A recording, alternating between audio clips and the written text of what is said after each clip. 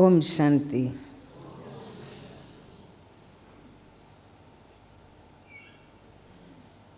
शिव बाबा ने ब्रह्मा बाप के द्वारा हम सब बच्चों को अपना बना के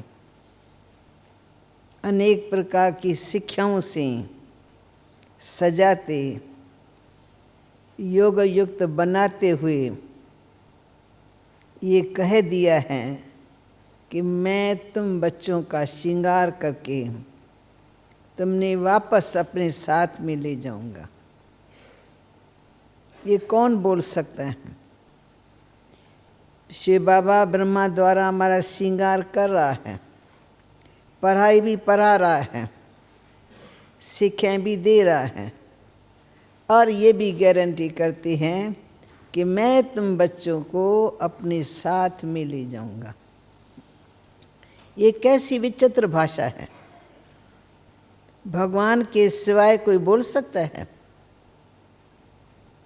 भगवान हमारा बाप है, वो हमारा टीचर है, वो हमारा सतगुरु है। तो तीनों रूप से बाबा हम बच्चों को बहुत सुंदर सुंदर शिक्षाएं दे करके हमारी लाइफ को सुंदर बना रहा है। इससे पहले जब हम अज्ञान में हैं तो न हमारे सामने लक्ष्य है और न वो दैवी लक्षण थे। भक्ति मार्ग में भटक रहे थे, अंधकार में ठोकरें खा रहे थे। मालूम नहीं था कि बाप कौन है, हम कौन है वो भी पता नहीं था, कहाँ से आए हैं वो भी पता नहीं था, क्यों आए हैं वो भी पता नहीं था। कर रहे थे कर्म, तो एक सेकंड के बगैर कर्म बगैर रह नहीं सकते। कर्म कर रहे थे, लेकिन ये मालूम नहीं कि कौन से सत्य कर्म है, कौन से असत्य कर्म है, क्या करना चाहिए जीवन में, क्या नहीं करना चाहिए, कुछ भी ज्ञान नहीं था। इसलिए जैसे आया वैसे किया तो कर्म जो थे वो हमारे विकर्म बन गए। अब कर्म अकर्म विकर्म का ज्ञान, गुह्य ज्ञान, ये बाप आके हम बच्चों को देता है। बच्चे, तुमको संसार में कैसे रहना है, कैसा कर्म करना है और कौन सा रॉन्ग कर्म है जो तुम्हें बिल्कुल नहीं करना है। क्यों नहीं करना है? क्योंकि तुम मेरी संतान हो। वो आश्रित संस्कार वाले मनुष्य ऐसे काम करते हैं, परंतु तुम मेरी संतान हो, तो मेरी ईश्वरी संतान हो। तो ईश्वरी संतान माना ईश्वरी गुण, दैवी गुण।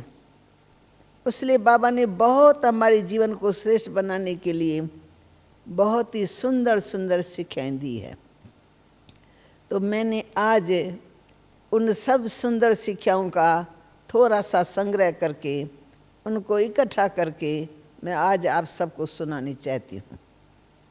और जैसी जैसी बाबा की शिक्षा स्मृति में आएंगी और मैं आप लोगों को दूंगी, तो उनके साथ साथ बाबा की मीठी मीठी बातें जो उसमें आएंगी वो मैं आपको सुनाती रहूँगी। क्योंकि लक्ष्य तो यही है कि जितना हो सके हम मीठे प्यारे बाबा की बातें सबको सुनाएं।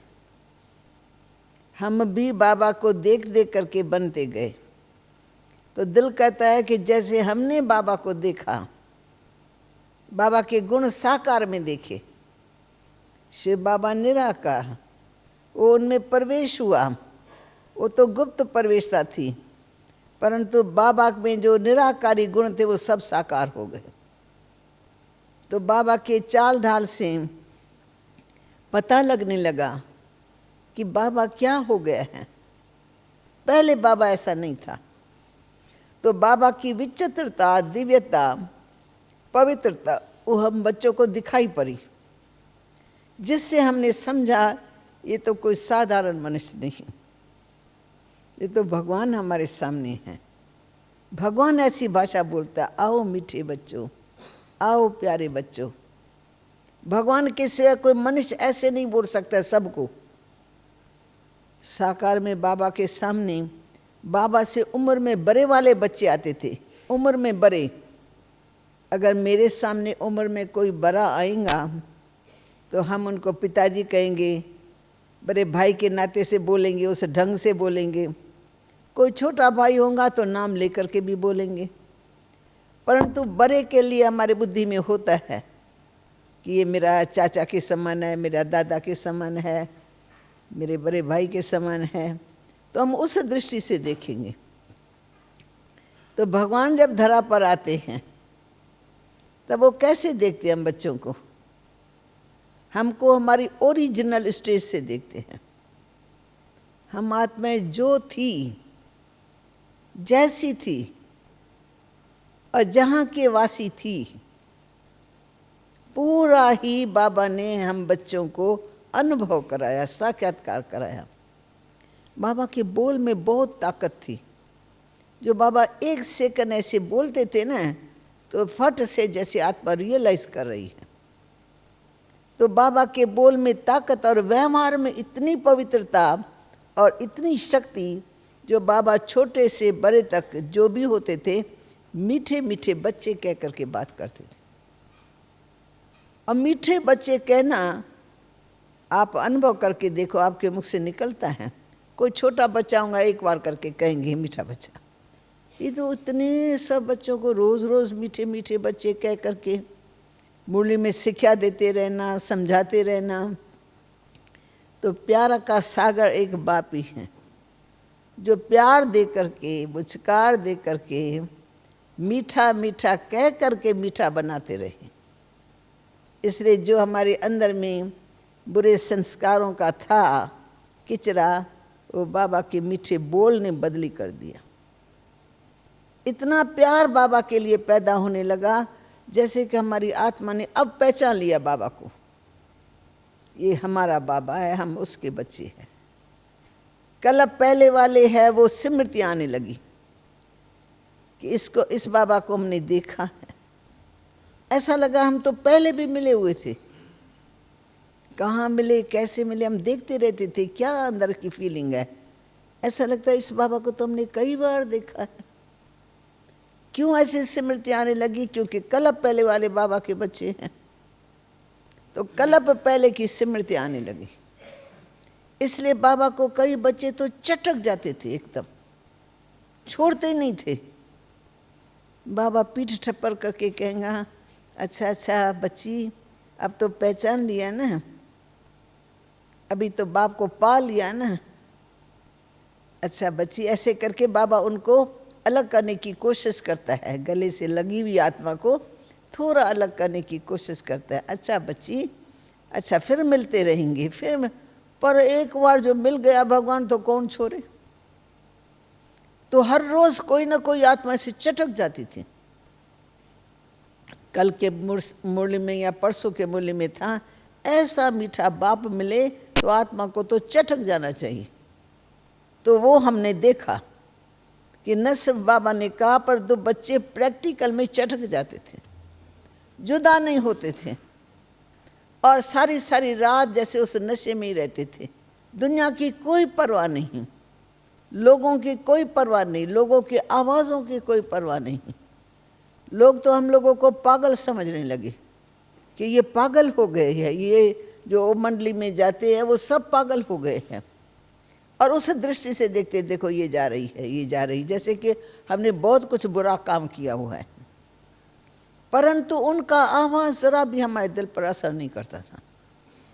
वो कहते थे तुम हो पागल, और हम अंदर समझते थे बंदे तुम हो पागल, तुम्हें मालूम नहीं है कि हमारे को कौन मिला है।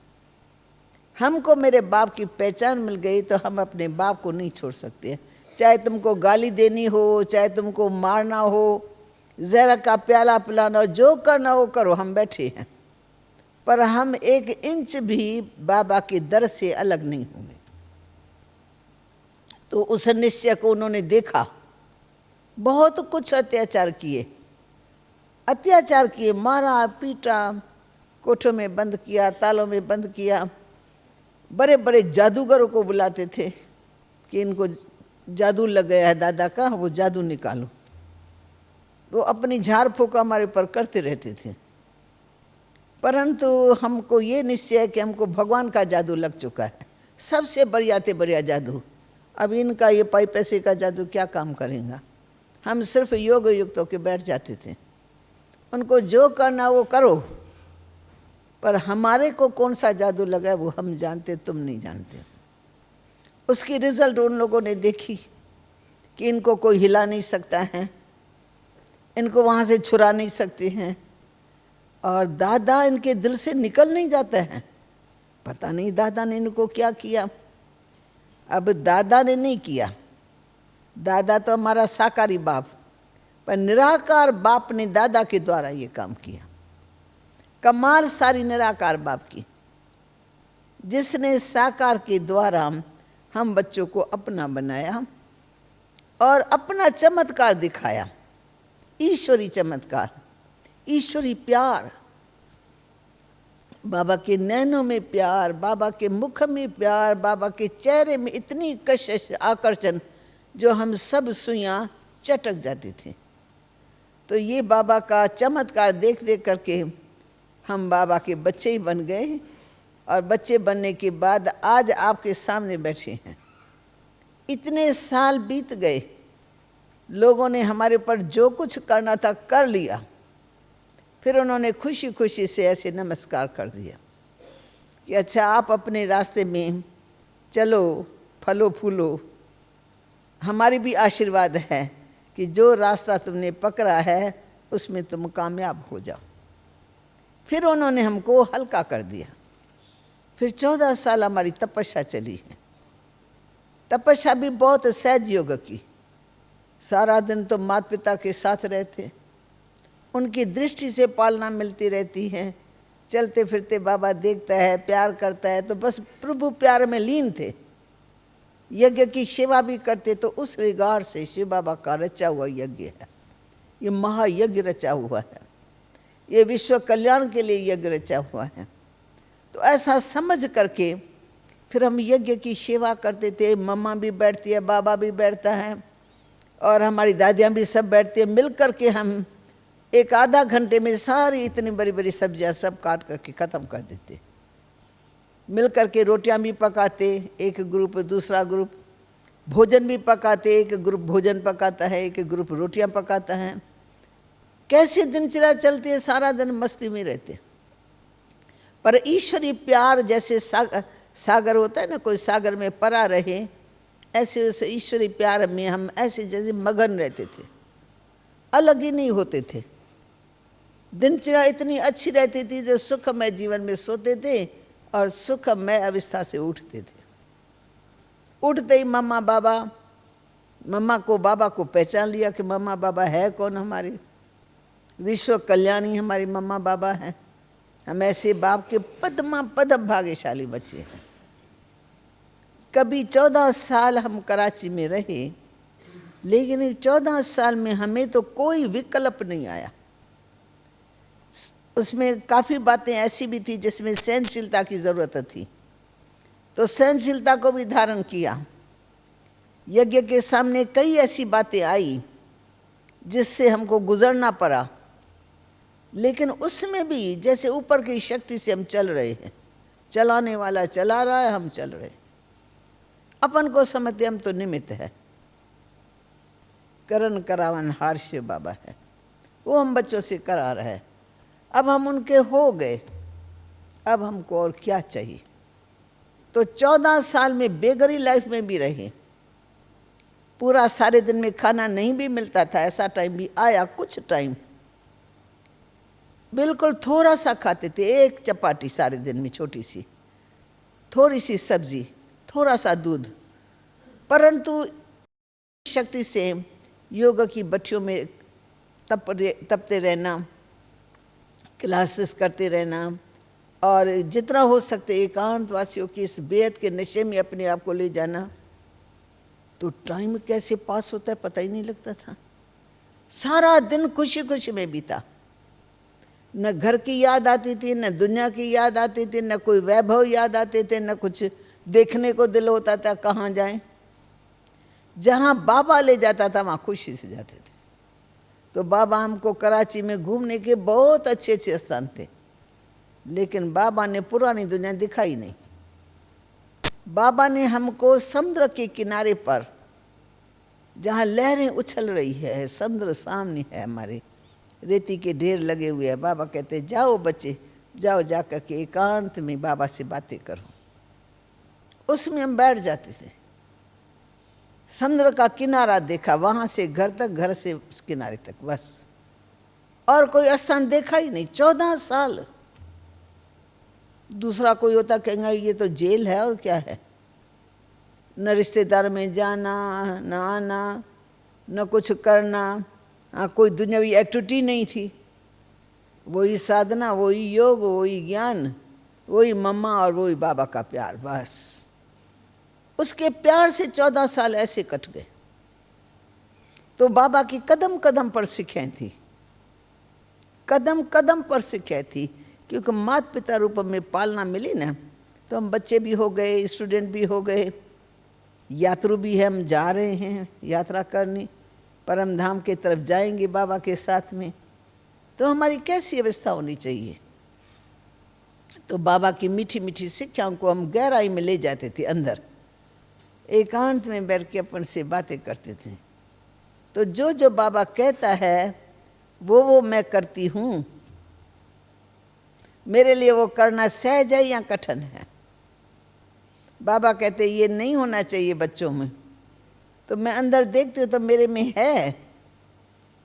अगर है तो ये आश्रय संस्कार है, इसको मुझे खत्म करना है।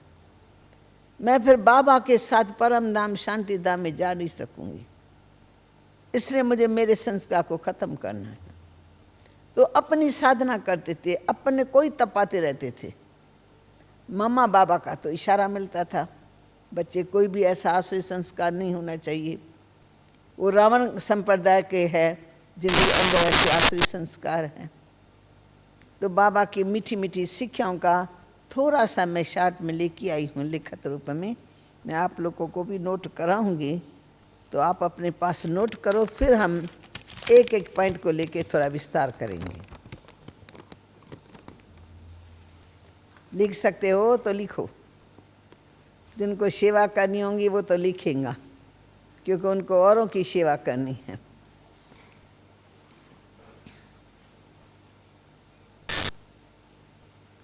सबसे पहला पाठ, न सिर्फ इसका ज्ञान दिया, परंतु पहले पाठ का चलते फिरते बाबा ने खुद भी अपने अनुभव से हमको अनुभवी बनाया। पहली पॉइंट है आत्म अभिमान का अभ्यास। बार बार अपने को आत्मा समझो, शरीर में रहते शरीर से अलग समझो। जैसे मैं सोफे पर बैठी हुई हूँ तो मुझे भान है मैं सोफे पर बैठी हूँ, परंतु मैं तो सोफा नहीं हूँ ना।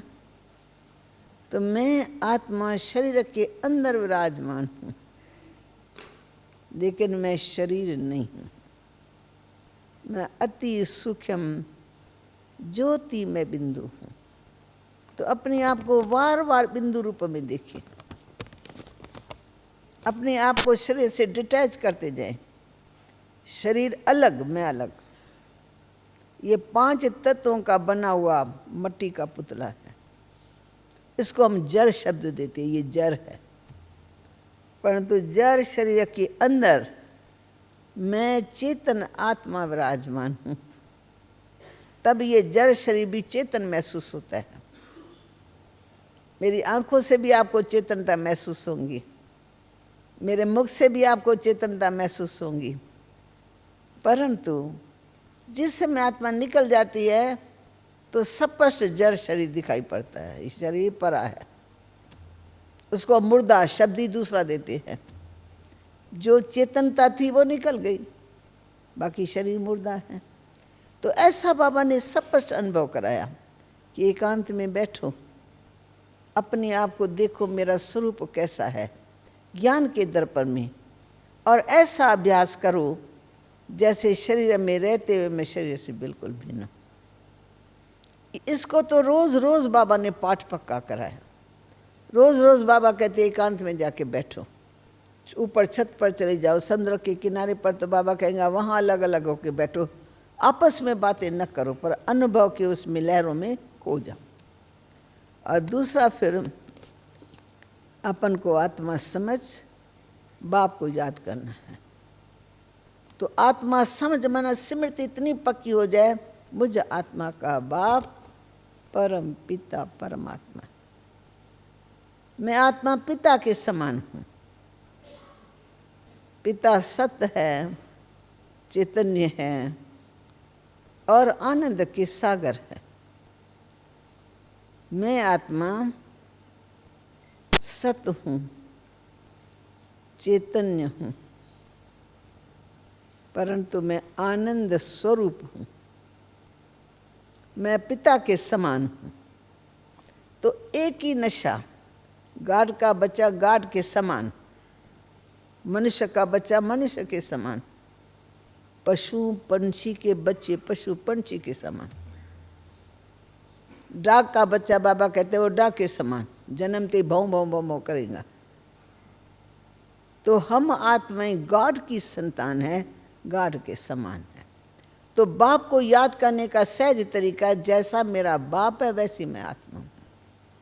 वो सत्य चित्त आनंद के सागर है और मैं आत्मा सत्य चित्त और आनंद स्वरूप हूँ। तो एडिशन हो गए, पहले आत्मा अभिमानी फिर परमात्मा अभिमानी। ऊंचे ते ऊंचे बाप के हम बच्चे हैं, जो सारे संसार में सबसे ऊंचते ऊंच है। मनुष्य सृष्टि रूपी झाड़ का वो बीज रूप है। ऐसे बाप की मैं संतान हूँ। फिर बाबा कहते हैं बच्ची तुम परम धाम के वासी हो, अपने आप को आत्मा रूप में परम धाम में महसूस करो, अनुभव करो। जैसे आप इस हाल में बैठे हो, फिर नीचे चले जाओ अपने अपने रूम में, तो अगर आपको स्मृति आएंगी तो आज योग में मैं हाल में बैठी थी, तो हाल की स्मृति और तुमको तुम्हारी योग की स्मृति आ जाए। मैं इस हाल में ना बहुत अच्छी तरह से योग में बैठी थी। ऐसे बाबा कहते हैं तुम आत्मा परम धाम की वासी हो, परम धाम में अपने आप को अनुभव करो। मैं परम पिता परमात्मा के साथ में रहने वाली परम धाम की वासी आत्मा हूँ। ये नया ज्ञान दिया, पहले कभी ऐसा ज्ञान सुना थोड़ी था। ग्रंथों शास्त्रों के बातों में संतों महात्माओं की कथाएं कहानियाँ टोटके ऐसे ऐसे होते हैं। यहाँ तो रियल ज्ञान जो हमारा है, आत्मा मानी बाबा ने बना दिया। फिर मुझे बाप को याद करो, कैसे याद करो, वो याद की विधि भी बता दी। फिर बोला तुम कहाँ से आई हो, अपने धाम को याद करो, तुम्हारा धाम कौन सा है। तुम परम धाम की वासी हो, बस परम धाम में चले जाओ बच्चे, बार बार टाइम मिले परम धाम में चले जाओ। तो ये अभ्यास करना है, परम धाम में जाने का अभ्यास करना है। परंतु तब कर सकेंगे जब हम आत्म अभिमानी होंगे। जब हम ये अभ्यास पहला वाला पक्का करेंगे तो सीधी बुद्धि परम धाम में जाएंगे। कोई लंदन का रहने वाला होगा, कोई मुंबई का रहने वाला होगा, कोई जर्मनी का रहने वाला होगा, तो झट उसकी बुद्धि अपने स्थान पर चली जाएगी। तो जैसे साकार में चली जाती है वैसे हमारी परम धाम में बुद्धि चली जानी चाहिए। तो ये भी बाबा ने अभ्यास कराया। फिर बाबा कहते हैं बच्चे देश है, देश है, देह के सब संबंधों को बुद्धि से भूल जाओ। न अपने को देह समझो, न तुम्हारे देह के साथी संबंधी वो तुम्हारे हैं। सब अलग है, देह से अलग है। देह नहीं हूं तो बस कुछ भी नहीं है। आज एक माता मेरे सामने आई, उसका परिवार था, बेटी भी आई, बाप भी आया। तीनों के चेहरे में बहुत उदासी थी। मैंने कहा क्यों, क्या बात हो गई है। कहा हमारा 1 साल से हमारा जवान बच्चा, फोटो लेके आई, ये मेरा बच्चा है, ये गुम हो गया है। 2-1.5 साल हुआ है गुम हो गया है। तो मैंने कहा आपने सब पुरुषार्थ किया? कहा। मैंने कहा अब क्या करना है? अब भगवान क्या कहते हैं कि देह के बच्चे को इतना याद करती हूँ और तुम मेरी संतान हो, मैं तुम्हारा पिता हूँ। तुम बच्चों को मैंने पार्ट प्ले करने के लिए भेजा, तो पार्ट प्ले करते करते तुम लिप्त हो गई हो संबंध में। अब फिर से तुम अपने आप को आत्मा समझो। मैं देह नहीं हूँ, न मैं माँ हूँ, न वो मेरा बेटा, न मैं माँ हूँ। मैं ऊपर से अकेली आई थी, यहाँ आके पाठ बजाया, फिर जाऊंगी तो अकेली। तो मैं कहा तुम घर जाने की तैयारी करो, अभी टाइम पहुंच गया है। बाबा रोज रोज कहते बच्चे विनाश सामने खड़ा है, विनाश सामने खड़ा है। तो तुम अभी एक का कहते हैं, एक गुम हो गया, अभी क्या पता कहाँ किसके चंबे में फंस गए हैं, या शरीर से उन्होंने उनको मार डाला है, कुछ भी हो सकता है। अब जो हो गया नहीं मिल रहा है, मिलने का होगा 1 सेकंड में मिल जाएगा। कुछ ऐसी बात बन जाएंगी, सहज ही तुम्हारे पास आ जाएगा। इससे तो तुम बाबा को याद करो, तुमको शक्ति मिलेगी। थोड़ा थोड़ा मैं समझाती गई, चेहरा चेंज होता गया, ऐसे आंसू बहाती जैसे आई, और फिर हंस करके चली गई, शांत दृष्टि लेकर के शांत होके चली। तो संकल्प में कितनी शक्ति है। संकल्प वीक है तो चेहरा भी वीक, तीनों ही ऐसे उदास मरे पड़े हैं। फिर शुद्ध संकल्प का फोर्स मिला तो उनके चेहरे में रौनक आ गई। तो बाबा ने स्मृतियां दी है, तुम परम धाम की वासी हो, तुम इस जगत की वासी नहीं हो, तुम आत्मा अकेली आई हो। याद करो मैं कैसे आई थी, और जब तुम चली जाएंगी तो शरीर यहाँ, तेरी आत्मा वहाँ। शरीर से तो नहीं जाएंगी ना, फिर शरीर में ममता क्यों रखें, देह और देह का संबंध क्यों स्मृति में रखें। तो बाबा ने ये प्रैक्टिकल में अभ्यास कराया कि अपने आप को संसार में मेहमान समझ के चलो। मैं परम धाम का वासी हूँ और जगत में मैं पार्ट प्ले करने वाली आत्मा हूँ।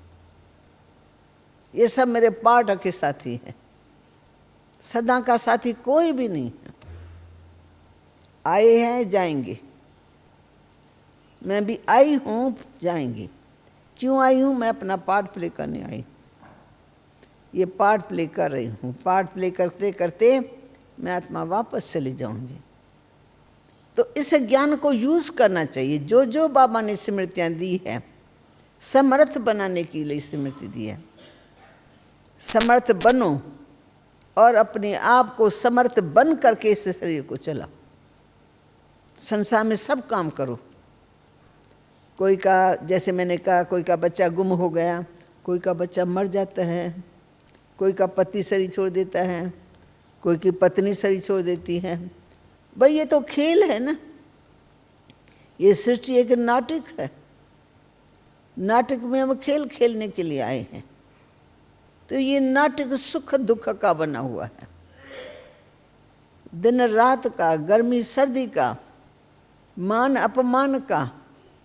तो जब 2 वस्तुओं का ये नाटक बना हुआ है, तो हमारे सामने किसी का आज जन्म हुआ, परसों सुनेंगे फलाने का मृत्यु हो गया। क्योंकि जन्म मरण का खेल इस चक्कर के अंदर आता है। सृष्टि चक्कर के अंदर ही जन्म और मरण होता है। परम धाम में हम जन्म मरण से न्यारे रहते हैं। कोई का जन्म भी वहाँ नहीं होता, मृत्यु भी नहीं होता है, वो अमर लोक है। तो अमर लोक की स्मृति रखी, पर हम जगत में पार्ट प्ले करने के लिए आए हैं। ये सब हमारे पार्ट के साथी है। ये स्मृति में रख करके पार्ट प्ले करो, तो उसमें क्या होगा? न्यारापन होगा, अपनापन नहीं होगा। ये मेरा है। राम सीता का पार्ट प्ले करते हैं, तो राम को भी पता है, राम का बहुत अच्छा पार्ट चलता है। हम लोगों ने यहाँ देखा है, वो आके दिखलाते हैं, इतना अच्छा पार्ट चलता है जो बात मत पूछो। हम लोगों को भी ऐसे भान आ जाएगा जैसे सचमुच ही ये राम है, ये सचमुच ही सीता है।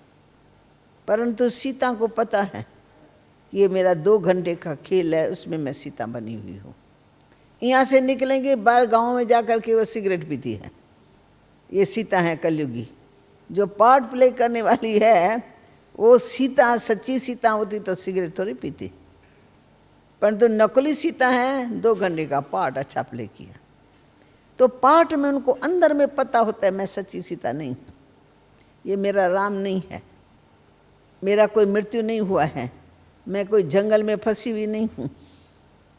तो हमको भी ऐसे लगे ये जगत में ये सब हमारे पाठ के साथी हैं, कोई भी सदा का साथी नहीं है। हम सब पार्ट प्ले करने के लिए आए हैं। दुख क्यों होता है? जब हम ममता में आ जाते, मेरा बेटा, ये मेरा बेटा। प्यार करते करते करते इतना प्यार हो जाता है जो हम उससे छूट नहीं सकते हैं। ममता की रस्सी बंधती जाती है गहराई में। अब बाबा ने हमको एकदम डिटैच कर दिया। तुम आत्मा हो, ज्योति स्वरूप हो, तुम चेतन हो, शरीर जड़ है।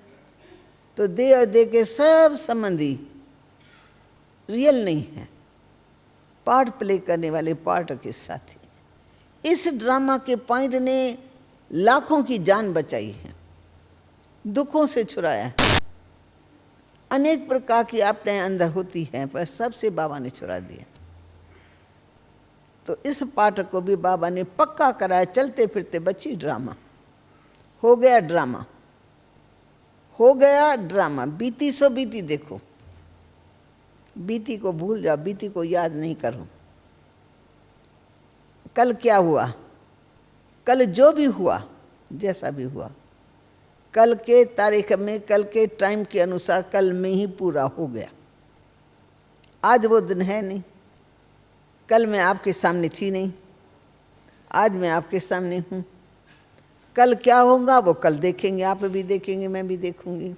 तो दिन दिन बदलता ही रहता है, एक घड़ी दूसरी घड़ी से नहीं मिलती है। तो हम साखियों के अपने पाठ को देखें तो हमको किसी के मरने का दुख नहीं होगा। कोई कैसे भी तकलीफ आएंगी, हम उसको साखियों के देखेंगे। आया है हमारे सामने तो हमको भोगना है, पूरा करना है, चुकतू करना अपना हिसाब किताब। शरीर का रोग आ जाता है अचानक ही, अचानक। समझो किसी का एक्सीडेंट हो जाता है, अचानक हुआ ना। कोई ऐसी कड़ी बीमारी आ जाती है, डॉक्टर डिक्लेयर करता है ये तुम्हारी को बीमारी है।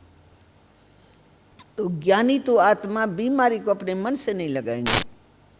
बीमारी है तो क्या है, बीमारी में चलो शरीर ही चला जाएगा ना। तो हम अपनी अवस्था में अचल अडोल रहेंगे। मैं अविनाशी आत्मा हूँ, मैं शरीर में रहते शरीर से डिटैच हूँ। शरीर में वैसे भी क्या लगा पड़ा है अंदर। अच्छा, एक और रोग लग गया तो उसकी चिंता करने से रोग की वृद्धि होती है।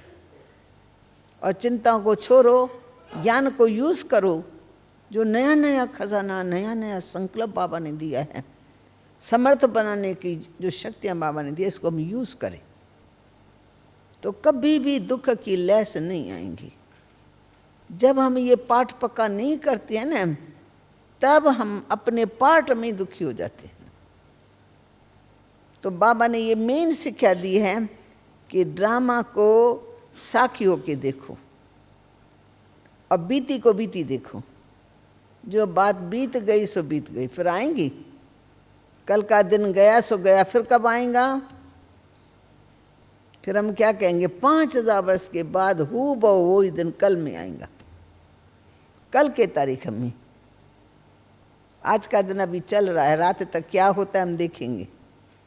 तो ऐसे साखियों के ड्रामा में खेलते भी जाएं, चलते भी जाएं, खेलते भी जाएं, चलते भी जाएं। इससे हमारी अवस्था ऊंची बनती है, गिरावट नहीं होती है, संकल्प की उत्पत्ति नहीं होती है। फिर बाबा कहते हैं, बच्ची ये जो पुरानी दुनिया है ना, उसको देखते हुए भी न देखो। कितनी बड़ी बात है, आंखें खुली है, संसार का चमत्कार देख रही है और देखते हुए भी न देखी। तो बाबा का ज्ञान क्या कहता है? ये देखते हुए न देखो तो क्या बुद्धि में रखो, क्या देखो जो वो दिखाई न पड़े। ऐसे समझेंगे ये मरा पड़ा है, ये संसार गया हुआ है, विनाश बिल्कुल स्पष्ट देखेंगे, सब ऐसे गए पड़े हैं। तो पुरानी दुनिया तो जाने वाली है ही है। तो उनसे दिल क्यों लगाएं, उनका स्वाद हम क्यों लेवें? ये तो जाने वाली है, ख़त्म। कोई हमारा भाई है, अच्छा है, अनन्य है, जाने वाला है, डॉक्टर ने कान में इशारा दे दिया कि इनसे जो काम तुम्हारे को हो करा दो, परंतु ये आत्मा अंदर बहुत कैंसर फैल चुकी है, अब ये जाने वाला है। तो हमारा मन उपराम हो जाता है, पता लग गया ना जाने वाला है, तो देखते भी हैं, हम समझते इसको भी पता न लगे, हम अपने दुख को भी छिपा देते हैं। क्यों? जाने वाला मन उपराम होगा, लगाव नहीं रहता है। तो इस दुनिया का भी भविष्य बाबा ने बता दिया, भगवान ने। भविष्य क्या है इसका स्पष्ट। इतनी सुंदर दुनिया, चालू दुनिया, चलती फिरती दुनिया, क्या क्या होता रहता है, वो दिखला करके फिर कहते हैं देखते हुए भी तुम न देखो, तुम बच्चे से दिल न लगाओ, नई दुनिया को याद करो सदा, क्योंकि तुम्हें वापस वहाँ जाना है। पुरानी दुनिया गई पर ये नई दुनिया में तुम्हें जाना है, तो नई दुनिया की स्मृति रखो। फिर बाबा ने कहा ना, बेहद के वैरागी बनो। हद के वैरागी साधु सन्यासी महात्मा होते हैं, त्याग करके चले जाते हैं। फिर जब चली जाती है त्याग करके, 2-4 साल रहती है, संन्यास करते हैं, फिर उनको स्मृति आती है, मैं कैसे अपनी स्त्री को रोता हुआ छोड़ के आया हूँ, बच्चों को कैसे मैं रोता हुआ छोड़ के आया हूँ। तो बच्चे खींचते हैं, इनको खींचा पड़ता, मैं एक बार जाऊँ, एक बार जाके मैं अपना घर देखूँ, मैं उस स्त्री को देखूँ जिसको मैं ऐसे छोड़ करके आया हूँ। क्योंकि उसको वैराग आ जाता, निकल जाते हैं, घर वालों को बताते नहीं हैं। तो बेहद का वैराग माना तो सारी दुनिया को देखते हुए भी तुमको वैराग है। क्यों? बड़े डॉक्टर ने, बड़े सर्जन ने इसका भविष्य बता दिया। अब मुर्दों से थोड़ी हम दोस्ती रखेंगे, मुर्दे थोड़ी हमारे काम में आएंगे अंत में। तो हम अपन को भी ऐसे समझेंगे, शरीर मुर्दा है, मैं आत्मा चेतन ज्योति स्वरूप हूँ। ये संसार भी गया पड़ा है। जिगरी वैराग लगाओ नहीं, लगा दुख का कारण है। जहाँ लगा होगा वहाँ झुका होगा, जहाँ झुका होगा वहाँ क्या होगा?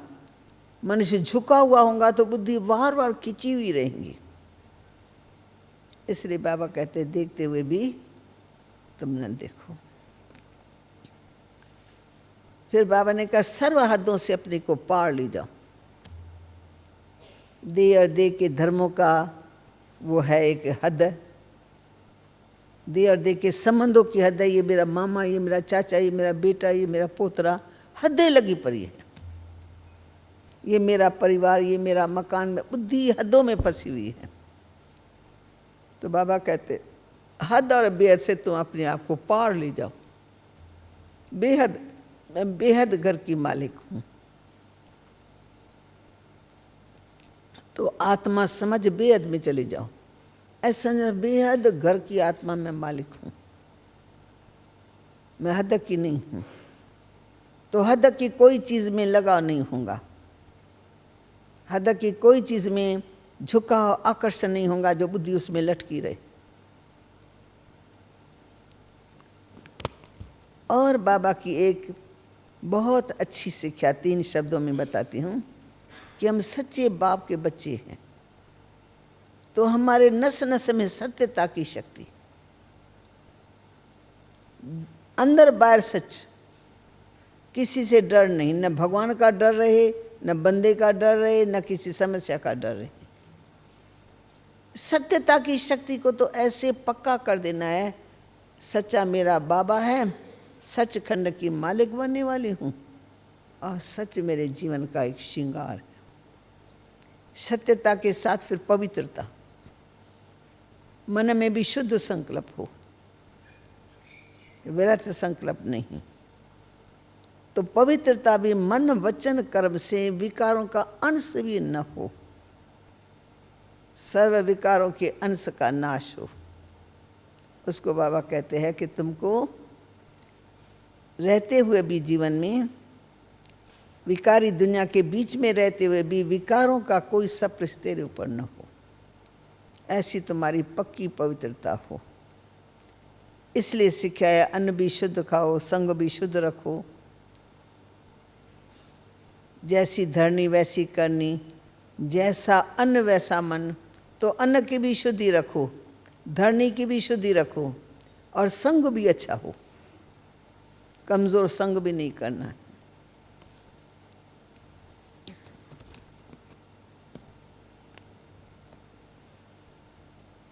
और बाबा कहते हैं संसार में रहते हुए न्यारे रहो और प्यारे रहो। निराकारी अवस्था में रहेंगे तो न्यारे रहेंगे, और साकार में आएंगे तो सबके प्यारे रहेंगे। क्योंकि हम साकारी भी है तो आत्मा निराकार भी है, तो निराकारी अवस्था में न्यारापन रहेगा, और साकार में सब भाई बहनों के बीच में रहते सबकी सेवा, सबसे प्रेम भाव, बेहद की दृष्टि से सबको देखें, भेदभाव रहित दृष्टि रखें। तो बाबा कहते हैं वो जो प्यार है वो न्यारा और प्यारा बनाने वाला है। एक और अच्छी बात, बच्चे तुम्हें काल पर विजय प्राप्त करनी है। काल पर विजय का क्या अर्थ होता है? काल तो सबके पास आता ही है, टाइम आता है आत्मा चली जाती है, शरीर छोड़ करके, चाहे ट्रेन में हो चाहे प्लेन में, जहाँ भी हो, काल नहीं देखता है ये कहाँ जाएगा, मैं इनको कहाँ से ले जाऊँ। वो हमारा स्थान नहीं देखेगा, ये घर में पहुँचे फिर वहाँ से ले जाऊँगा। काल तो हमको कहाँ भी ले जाएगा, ट्रेन में भी ले जाएगा, कार में भी ले जाएगा, ऊपर चलेंगे प्लेन में वहाँ से भी ले जाएगा। पर ऐसे काल पे बाबा कहते विजय प्राप्त करो। मानो काल को काल न समझे, शरीर छोड़ना है। इसका नाम मनुष्यों ने रखा है मृत्यु, और हम तो मृत्यु कहते नहीं भाई, फला ने शरीर छोड़ा। क्यों? आत्मा ने धारण किया, शरीर छोड़ेगी भी आत्मा, तो इसे शब्द में दुख नहीं है। तो काल के ऊपर विजय माना कि समय पर शरीर को छोड़ना है, अंतर का अवस्था हल्की रहे। मैं आई हूँ, जाना है, तो हमको काल का डर नहीं रहेगा, मौत का डर नहीं रहेगा। मैं मरना नहीं चाहती हूँ, अरे इस संसार से क्यों दिल लगा के बैठे हूँ, टाइम आएगा तो चले जाएंगे। तैयार रहो, प्लेटफार्म पर बोरी बिस्तरा बंद हो, तैयार रहो, जब बुलावा हो चले जाओ।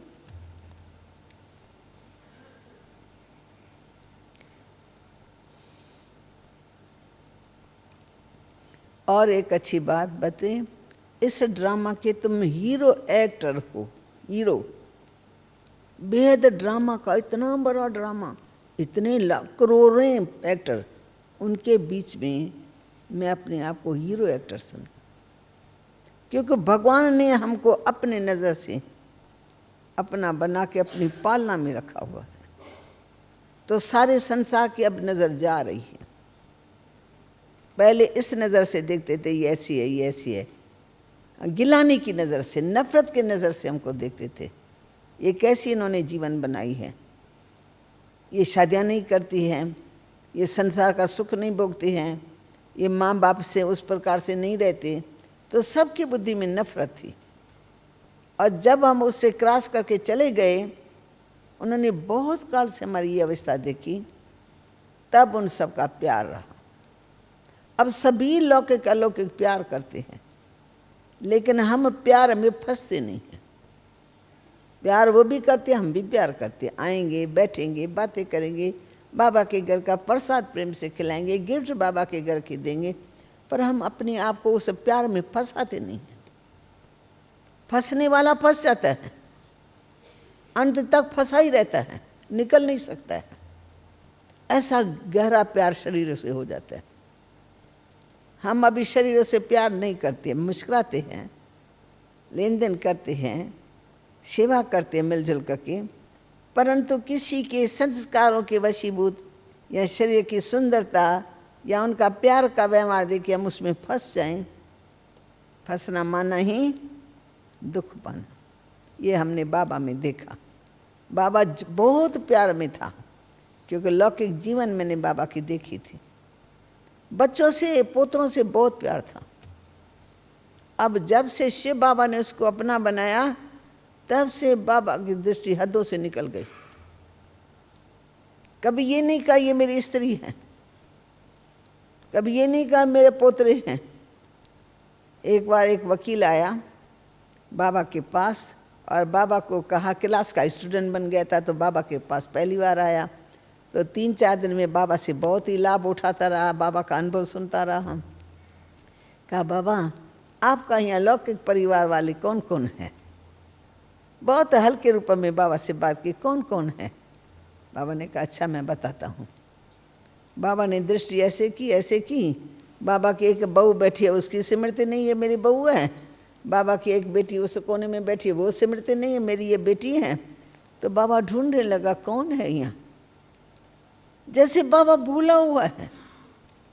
हमको पता है बाबा की बेटी है, ये बाबा की बहू है, ये बाबा की फलानी, पर बाबा देखता रहा कौन है बच्चे, यहाँ बाबा के कौन कौन है। यानी इतनी विस्मृति कि देश संबंधी सामने है, परंतु बाबा को देखते हुए भी दिखाई नहीं पड़ते, क्योंकि लगाव नहीं है उनों के साथ। उनमें कोई बच्चा बीमार पड़ेगा, बेटी बीमार पड़ेंगी, बहू बीमार पड़ेंगी, तो जैसे और बच्चे बीमार पड़ते डॉक्टरों का प्रबंध है, वैसे उनके लिए भी प्रबंध है। बाबा की बुद्धि कभी नहीं जाती थी। नर्सें रखी हुई है, डॉक्टर रखा हुआ है, हॉस्पिटलें हैं, जिसको जो तकलीफ है उस अनुसार उसका इलाज करो। फिर बाबा जैसे चक्कर लगाते हैं ना सभी बच्चों से मिलने के लिए, जो बीमार होता है उनके पास बाबा जाता है, ऐसे वो बीमार है तो उसके पास, वो बीमार है तो उसके पास। बस इतना न्यारापन जो हमको ऐसा दिखाई पड़ता जैसे बाबा संसार से एकदम दूर है कहीं, क्योंकि सर्व हदों से बाबा पार चले गए। नष्टो मोहा और स्मृति लब्धा, स्मृति में संपन्न, स्मृति पावरफुल, इसलिए बाबा की स्थिति भी पावरफुल। कोई से लगाव नहीं, कोई से खिंचाव नहीं, छोरा मना छोरा, एक भी चीज में बाबा का ध्यान नहीं गया। पूरा मकान सजा सजाया, उसमें क्या सामान नहीं होता है घर के अंदर। इतना बड़ा आदमी, हैदराबाद शहर में रहने वाला, कलकत्ते का ज्वेलर, उसके पास क्या नहीं होगा, परंतु छोरा मना छोरा, कहीं भी बाबा का ध्यान अपने संपत्ति में, अपने पोत्रों में, अपने दोत्रों में। स्त्री जिससे बहुत बाबा का प्यार था, शुद्ध प्यार था, माना जैसे दुनियावी प्यार होता ना विकारी, वो नहीं था। स्त्री का बहुत बाबा में भाव था, क्योंकि बाबा संस्कार में बहुत अच्छा था, सुख देने वाला। दुख तो बाबा ने जीवन में दिया ही नहीं। तो उस होते हुए भी बाबा खुद न्यारा हो गया तो स्त्री बेचारी क्या करेंगी। उनको साक्षात्कार हो जाता था, बाबा के सामने जाती है, देखती है बाबा एक फरिश्ते रूप में खड़ा है, बाबा विष्णु के रूप में खड़ा, वो गुम हो जाता है। फिर जैसे मोनो एक्टिंग चलती है ना, अभी बाबा विष्णु का रूप मेरे सामने है, अभी वो गुम हो जाता है, फिर फरिश्ते का रूप सामने आता है। ऐसे देखते देखते वो नष्टमुआ हो गई।